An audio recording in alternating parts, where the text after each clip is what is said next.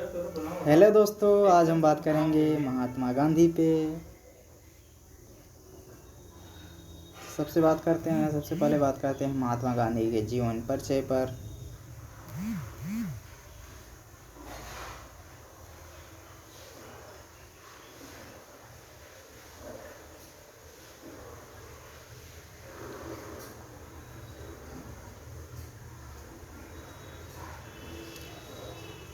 महात्मा गांधी के जीवन परिचय।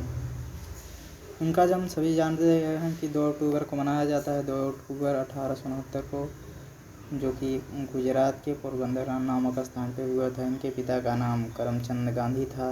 इनकी माता का नाम पुतलीबाई गांधी था। 1887 ईस्वी में इन्होंने मैट्रिकुलेशन की परीक्षा पास की और उसी वर्ष उन्हें कानून के लिए 4 सितंबर को जलयान द्वारा इंग्लैंड भेज दिया गया।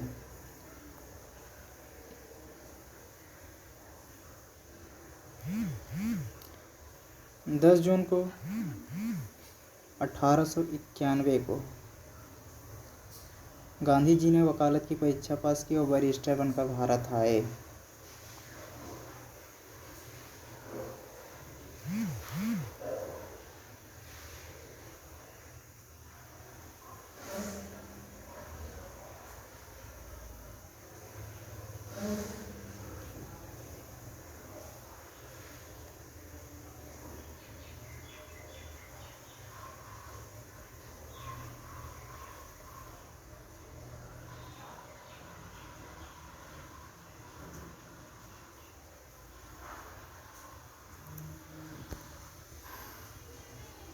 उसके बाद दक्षिण अफ्रीका 1893 में गए और 1914 में वापस आए। नागरिक अधिकारों के लिए आंदोलन किया। सन 1917 ईस्वी में सामाजिक सुधारों एवं रचनात्मक कार्यों के लिए साबरमती आश्रम की स्थापना की। इनकी मृत्यु 30 जनवरी 1948 को नाथूराम गोडसे के द्वारा कर दी गई। गांधी जी के शैक्षिक दार्शनिक विचार देखते हैं हम। महात्मा गांधी के दार्शनिक महात्मा गांधी आदर्शवादी एवं प्रयोजनवादी दोनों थे।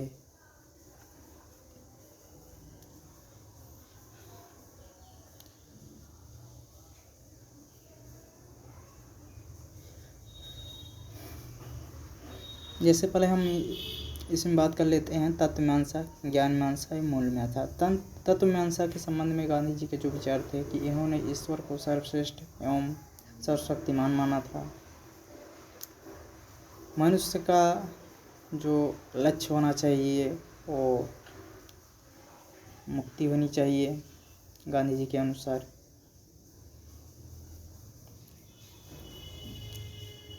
उसके बाद ज्ञान मीमांसा में इन्होंने भौतिक ज्ञान एवं आध्यात्मिक दोनों ज्ञान को प्रश्रय दिया है।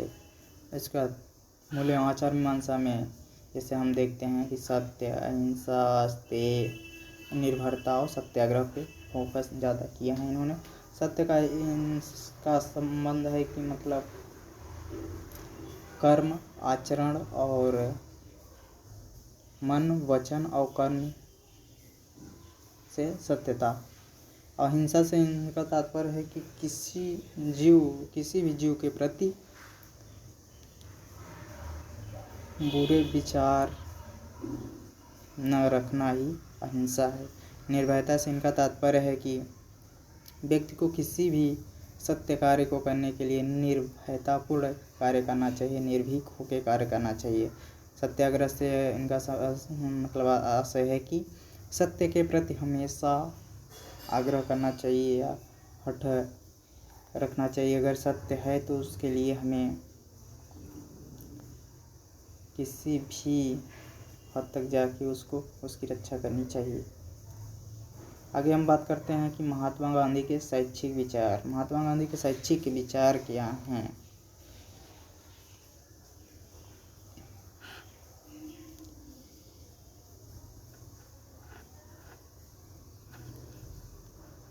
शैक्षिक विचार में देखते हैं गांधी जी की शिक्षा को व्यक्ति का गांधी जी शिक्षा को व्यक्ति का जन्मसिद्ध अधिकार मानते थे और मनुष्य की किसी भी प्रकार की भौतिक अथवा आध्यात्मिक उन्नति के लिए इसे इतना ही आवश्यक मानते थे जितना बच्चे के लिए माँ का दूध। गांधी जी शिक्षा द्वारा मनुष्य को स्वावलंबी बनाना चाहते थे।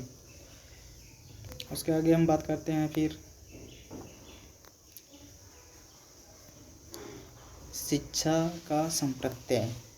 गांधी जी के अनुसार शिक्षा का संप्रत्यय क्या है? शिक्षा का संप्रत्यय। गांधी जी केवल साक्षरता को शिक्षा नहीं मानते थे। इनके अपने शब्दों में साक्षरता न तो शिक्षा का अंत है और न प्रारंभ। यह केवल एक साधन है। इसके द्वारा पुरुष और स्त्री को शिक्षित किया जा सकता है। गांधी जी का विचार था कि शिक्षा को मनुष्य का शरीर, मन, हृदय और आत्मा का विकास करना चाहिए। गांधी जी ने 3 R's की जगह रीडिंग, राइटिंग एवं अर्थमेटिक की जगह 3 H का सिद्धांत दिया, अर्थात हैंड, हेड और हार्ट की शिक्षा पर बल दिया। गांधी जी के अनुसार शिक्षा के उद्देश्य क्या थे? गांधी जी के अनुसार शिक्षा का उद्देश्य उनका था कि व्यक्ति का जीविकोपार्जन का उद्देश्य पूर्ण हो। उसके माध्यम से ऐसे गांधी जी के अनुसार शिक्षा का उद्देश्य होना चाहिए कि जीविकोपार्जन का उद्देश्य उससे जुड़ा हो, कि व्यक्ति उस शिक्षा ग्रहण करने के बाद वो जीविकोपार्जन कर सके। सांस्कृतिक उद्देश्य, उसके माध्यम से संस्कृति का विकास हो, पूर्ण विकास का उद्देश्य, साथ साथ संपूर्ण या पूर्ण विकास हो व्यक्ति का। नैतिक एवं चारित्रिक विकास, व्यक्ति का साथ साथ नैतिक एवं चारित्रिक विकास भी हो। मुक्ति का उद्देश्य, उनका अंतिम जो लक्ष्य है, उद्देश्य है, वो मुक्ति ही है। बेसिक शिक्षा की रूपरेखा। बेसिक शिक्षा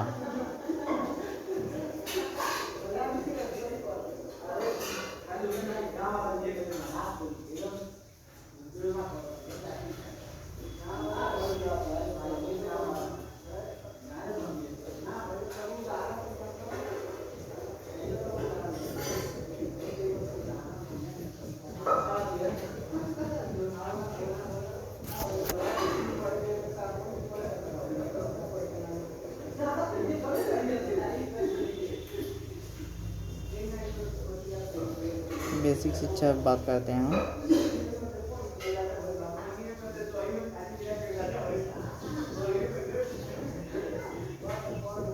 बेसिक शिक्षा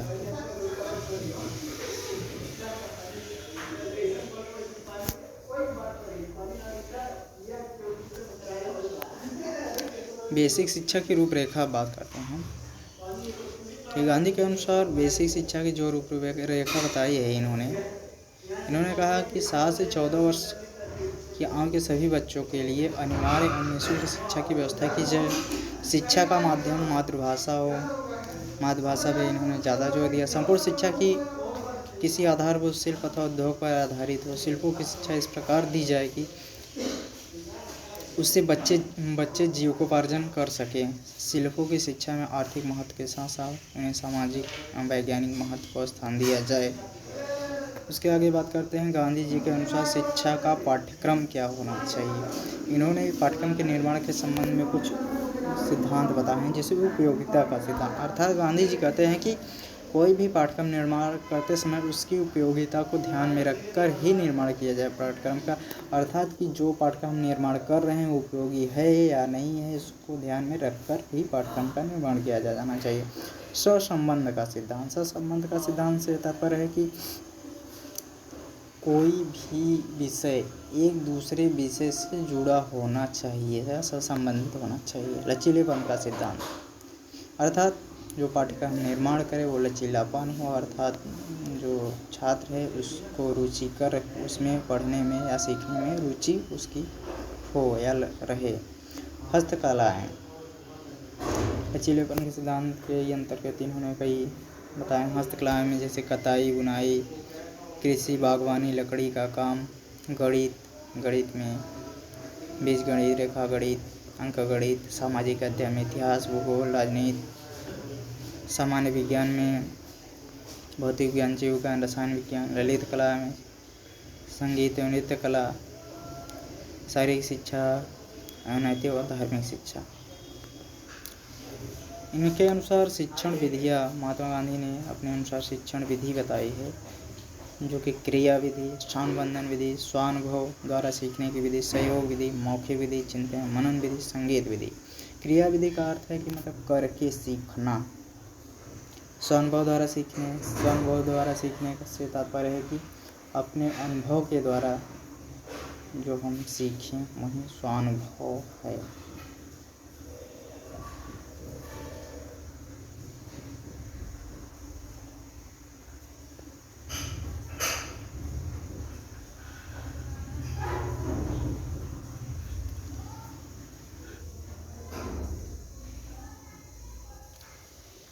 संगीत विधि यानी संगीत के माध्यम से भी बच्चों को सिखाया जाना चाहिए।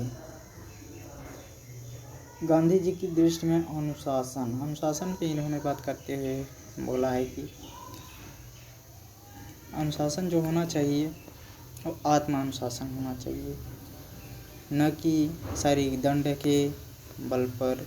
या शिक्षक को छात्र पर सहानुभूति रखनी चाहिए, सहयोग पर आधारित कर अनुशासन होना चाहिए। लास्ट में देखते हैं शिक्षक के संबंध में इनके क्या विचार हैं। इन्होंने बताया कि शिक्षक जो होना चाहिए चरित्रवान होना चाहिए, अपने विषय का पूर्ण ज्ञाता होना चाहिए, सदाचरण की उसमें भावना होनी चाहिए और समर्पण का भाव होना चाहिए।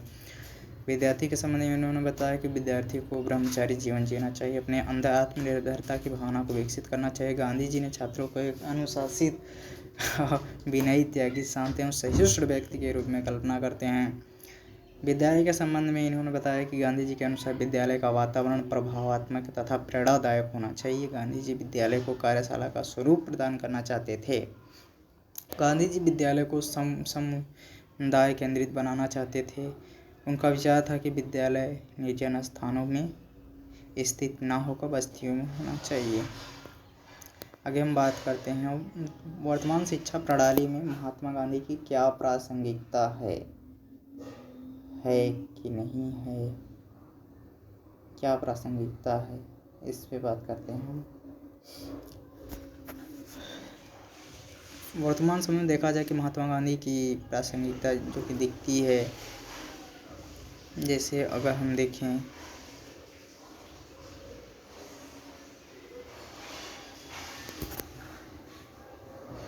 भारतीय बालकों का सर्वांगीण विकास भी जो इन्होंने बात की है आज भी प्रासंगिक है कि हमें देखना चाहिए कि उसका सर्वांगीण विकास हो। अच्छी नागरिकता का विकास के संबंध में इन्होंने जो बोला है, आज लोकतंत्र है इसलिए एक अच्छे नागरिक का निर्माण करना भी शिक्षा का उद्देश्य होना चाहिए। सर्वोदय की भावना, इन्होंने सभी के विकास पर बल दिया है। नैतिक और चारित्रिक सांस्कृतिक मूल्यों का विकास, जो कि इस समय नैतिक और चारित्रिक और सांस्कृतिक मूल्यों का ह्रास हो रहा है। इसलिए अगर हम महात्मा गांधी की शिक्षा दर्शन को देखें तो इसमें हमारे आज के आर्थिक विकास, कौशल माध्यम से आर्थिक विकास पे बात किया है उन्होंने। तो इस प्रकार से हम बातें कर सकते हैं इन पे। तो थैंक यू क्लास, आज बस इतना ही। आगे फिर अगली क्लास में बात करेंगे अदर थिंकर्स